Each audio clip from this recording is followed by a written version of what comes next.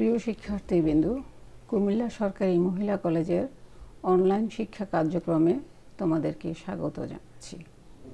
পাশাপাশি তোমাদেরকে জানাই মুজিব বর্ষের শুভেচ্ছা। আর এখন চলছে আমাদের বিজয়ের মাস ডিসেম্বর। এই সময়ে আমরা বিনম্র শ্রদ্ধা এবং কৃতজ্ঞতা চিত্তে স্মরণ করছি আমাদের স্বাধীনতার মহান স্থপতি, হাজার বছরের শ্রেষ্ঠ বাঙালি জাতির জনক বঙ্গবন্ধু শেখ মুজিবুর রহমানকে। আরও স্মরণ করছি সকল শহীদদের, যাদের ত্যাগের বিনিময়ে আমরা পেয়েছি এই স্বাধীনতা।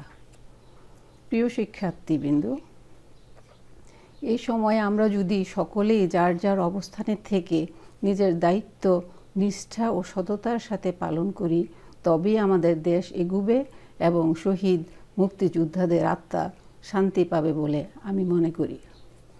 শিক্ষার্থীবৃন্দু, তোমাদেরকে সকলকে শুভেচ্ছা জানিয়ে আজকের ক্লাস শুরু করছি। আমরা আজকের পাঠ উপস্থাপনায় আমি শাহনাজ সুলতানা, সহযোগী অধ্যাপক ও বিভাগীয় প্রধান, ইসলামের ইতিহাস ও সংস্কৃতি বিভাগ, কুমিল্লা সরকারি মহিলা কলেজ। আজকে আমরা আলোচনা করব ইসলামের ইতিহাস ও সংস্কৃতি বিষয়ের প্রথম পত্রের দ্বিতীয় অধ্যায়ের অংশবিশেষ। আলোচ্যসূচিতে আছে হুদায়বিয়া সন্ধি। আলোচ্যসূচির ধারাবাহিকতায় আমরা আজকে আলোচনা করব হুদায়বিয়া সন্ধি, যা 628 খ্রিস্টাব্দে স্বাক্ষরিত হয়েছিল।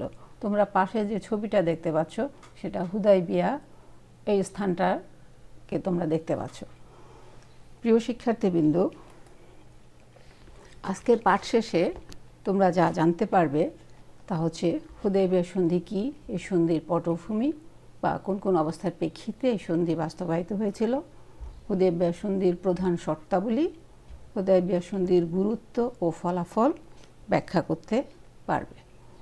প্রিয় শিক্ষার্থীবৃন্দু, আমরা প্রথমে দেখি হুদায়বিয়া সন্ধি কি। আমরা জানি হযরত মুহাম্মদ সাল্লাল্লাহু আলাইহি সাল্লাম 622 খ্রিস্টাব্দে মক্কা থেকে ইয়াসরিবে হিজরত করেছিলেন এবং হিজরতের পরে তিনি এতদিন পর্যন্ত আর মক্কায় যাননি। ইয়াসরিব আমরা যেটাকে জানি মদিনা। তো ষষ্ঠ হিজরিতে হযরত মুহাম্মদ সাল্লাল্লাহু আলাইহি সাল্লাম, ষষ্ঠ হিজরি মানে 628 খ্রিস্টাব্দে মহানবী হযরত মুহাম্মদ সাল্লাল্লাহু আলাইহি সাল্লাম সেই মাতৃভূমি দর্শন এবং উমরা হজ পালনের জন্যে 1400 সাহাবা নিয়ে হজের পোশাক পরিধান করে, কোরবানির পশু নিয়ে, ভারী অস্ত্র যুদ্ধাস্ত্র পরিহার করে কেবল আত্মরক্ষার্থে খাপে বদ্ধ তরবারি সহ মক্কার উদ্দেশ্যে রওনা হলেন। 6 বছর পূর্বে মুহাজিরগণ ঘর বাড়ি আমরা জানি সব কিছু ছেড়ে তারা মদিনা হিজরত করেছিল। তারা সেই স্থান দেখা এবং উমরা হজ পালনের উদ্দেশ্যেই তারা রওনা। কিন্তু পবিত্র জিলহজ মাসে আরবের প্রথা অনুযায়ী আমরা জানি যুদ্ধ বিগ্রহ নিষিদ্ধ থাকা সত্ত্বেও কুরাইশরা খালিদ এবং একরামার নেতৃত্বে একদল সৈন্য মহানবী সাল্লাল্লাহু আলাইহি সাল্লামের গতিরোধের জন্য প্রেরিত হলো।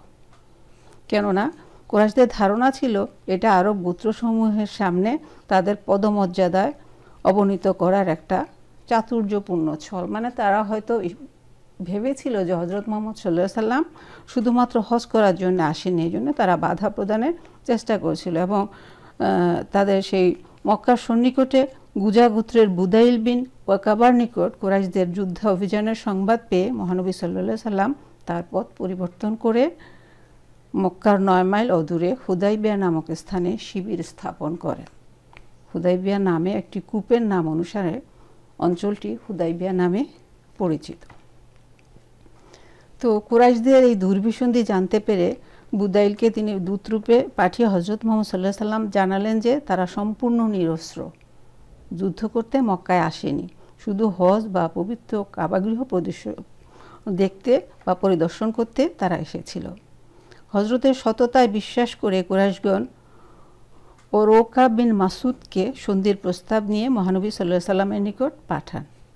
সাহাবীদের বিশ্বস্ততা ও সদিচ্ছার প্রতি কটাক্ষ করে ওয়া কুটুক্তি করলে সন্ধি চুক্তির প্রাথমিক প্রচেষ্টা ব্যর্থ হয়েছিল। মহানবী সাল্লাল্লাহু আলাইহি সাল্লাম প্রথমে খারাজ বিন উমাইয়া আল খোজাইকে এবং পরে হযরত ওসমান রাদিয়াল্লাহু তাআলাকে সন্ধির প্রস্তাব নিয়ে কুরাইশদের নিকট পাঠান। হযরত ওসমান রাদিয়াল্লাহু তাআলা প্রত্যাবর্তনে বিলম্ব হলে মুসলিম শিবিরে রব উঠে যে বিধর্মীরা হযরত ওসমানকে হত্যা করেছে। ফলে যুদ্ধ অবশ্যম্ভাবী হয়ে পড়ে এবং বীর মুসলিম যোদ্ধাগণ যদিও সম্পূর্ণ নিরস্ত্র ছিল, তথাপি তারা দীপ্ত কণ্ঠে শপথ গ্রহণ করে যে তারা হযরত ওসমানের প্রতিশোধ গ্রহণ করবে। এই শপথকে বায়াত আল রিজওয়ান অথবা বৃক্ষের নিচে শপথ গ্রহণ করা হয় বলে বায়াত আল সাজারা বলে অভিহিত করা হয়। প্রিয় শিক্ষার্থীবৃন্দ, মুসলমানদের দৃঢ় এই যে শপথ, এতে শঙ্কিত হয়ে কুরাইশগণ হযরত ওসমান রাদিয়াল্লাহু তাআলাকে মুক্তি দিয়ে সুহাইল বিন ওমরকে সন্ধির প্রস্তাব নিয়ে পাঠান এবং উভয় পক্ষের মধ্যে অনেক বাক বিতণ্ডার পর একটি চুক্তি স্বাক্ষরিত হলো। সেই চুক্তিটি ইসলামের ইতিহাসে হুদাইবিয়ার সন্ধি নামে পরিচিত। তাইলে ৬ষ্ঠ হিজরিতে ওমরা হজ পালন করতে গিয়ে হযরত মুহাম্মদ সাল্লাল্লাহু আলাইহি সাল্লাম কুরাইশদের বাধার সম্মুখীন হয়ে যে চুক্তিটা করেছিলেন, সেই চুক্তিটাই হুদাইবিয়ার সন্ধি নামে পরিচিত। প্রিয় শিক্ষার্থীবৃন্দ, হুদাইবিয়ার সন্ধির প্রধান শর্তগুলি কি ছিল আমরা দেখি। এতে আমরা বুঝতে পারবো যে তখনকার সময়ে বা ইসলামের ইতিহাসে এর গুরুত্ব বা ফলাফল কি হয়েছিল। তা আমরা যদি দেখি যে প্রথমে বলছে এবছর মুসলমানগণ হজ না করে মদিনায় ফিরে যাবে। পরবর্তী বছর মুসলমানরা হজ করতে পারবে, কিন্তু ৩ দিনের বেশি মক্কায় অবস্থান করতে পারবে না। এই সময় কুরাইশরা ওই ৩ দিন মক্কার বাইরে অবস্থান করবে। তোমরা শর্তগুলো একটু বুঝে পড়ার চেষ্টা করলেই সেটার গুরুত্বটা বোঝা যাবে। তৃতীয়ত বলা হয়েছে যে মুসলমানরা হজের উদ্দেশ্যে মক্কায় আসার সময় শুধু আত্মরক্ষার জন্য কোষবদ্ধ তরবারি ছাড়া অন্য কোনো মরণাস্ত্র সাথে আনতে পারবে না। মক্কার ও কুরাইশদের মধ্যে পরবর্তী 10 বছর যুদ্ধ বন্ধ থাকবে। মুসলমান এবং কুরাইশদের মধ্যে পরবর্তী 10 বছর যুদ্ধ বন্ধ থাকবে। পঞ্চমত, কোনো কুরাইশ মক্কা ছেড়ে মদিনায় গেলে মুসলমানরা তাকে ফেরত দিতে বাধ্য থাকবে, কিন্তু কোনো মুসলমান মদিনা ছেড়ে মক্কা এলে কুরাইশরা তাকে ফেরত পাঠাতে বাধ্য থাকবে না। আরবের যে কোনো গোত্র ইচ্ছা করলে মুসলমান বা কুরাইশদের সাথে সন্ধি সূত্রে আবদ্ধ হতে পারবে, এতে কোনো পক্ষই আপত্তি করতে পারবে না। এর সন্ধি শর্তে বলা হয়েছে যে হজের সময় কুরাইশরা মুসলমানদের জানমালের নিরাপত্তা বিধান করবে, বিনিময়ে মক্কার বণিকেরা নির্বিঘ্নে মদিনার পথ দিয়ে সিরিয়া, মিশর প্রভৃতি দেশে বাণিজ্য করতে পারবে। তারপরে বলা হয়েছে যে মক্কার কোনো নাবালক তার অভিভাবকের নিকট অভিভাবকের অনুমতি ছাড়া মুসলমান দলে যোগ দিলে তাকে ফেরত দিতে হবে। তারপরে বলা আছে চুক্তির মেয়াদকালে উভয় পক্ষের মানুষের নিরাপত্তা পুরোপুরি নিশ্চিত করতে হবে, একে অপরের কোনো ক্ষতি সাধন বা ক্ষতি করতে পারবে না। সর্বোপরি বলা হয়েছে সন্ধির শর্তাবলী উভয় পক্ষকে পুরোপুরি মেনে চলতে হবে। তাহলে প্রিয় শিক্ষার্থীবৃন্দ, শর্তগুলো আমরা প্রথম শর্তই দেখেছি যে এবছর মুসলমানরা হজ না করে ফিরে যাবে। তো আপাত দৃষ্টিতে সন্ধিটা অপমানজনক মনে হলেও আমরা সন্ধির প্রত্যেকটা শর্ত এবং পরবর্তী কার্যক্রম দেখলে খুব সহজেই সন্ধির ফলাফল এবং গুরুত্ব কী ছিল ইসলামের ইতিহাসে সেটা বুঝতে পারব। আমরা যদি শর্ট আকারে বলি তাহলে মুসলমানদের শ্রেষ্ঠ বিজয় ছিল, সেটা একটা। মুসলমান ও কুরাইশদের মধ্যে যুদ্ধাবস্থার অবসান হয়েছিল, মুসলমানদের আত্মবিশ্বাস বৃদ্ধি পেয়েছিল, রাষ্ট্র হিসাবে মদিনার স্বীকৃতি লাভ করেছিল, ধর্ম হিসাবে ইসলামের সাফল্য দেখতে পেয়েছি আমরা, এবং বিদেশি প্রতিনিধি ইসলাম প্রচারের জন্য প্রতিনিধি প্রেরণ করা হয়েছিল, এবং সেই সন্ধি শর্ত মোতাবেক পরবর্তী বছর মুলতবি হজ সম্পূর্ণ হয়েছিল।